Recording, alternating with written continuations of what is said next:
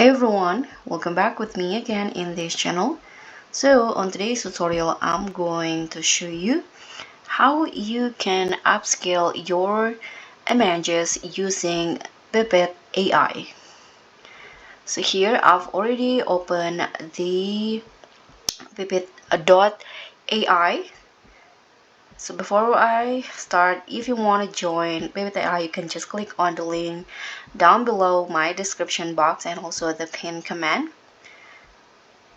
So the Pippit AI will make your low resolution photos to become a more better photos. So here's how you can give your photos a 4K glow up in seconds.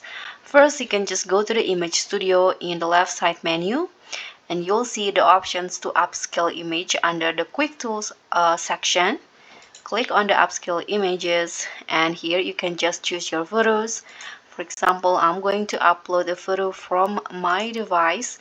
Here, let's say this one. Hit on open. Okay, so here is the result for this image, and I think the previous one is also done. So let's see here. Okay, this one, the one that I uploaded, so it will become a better image like this because Pippit AI just upscale your image. And so that's all for me. Thank you so much for watching. Don't forget to like, comment, and subscribe, and also click on the thanks. I'll see you on the next one.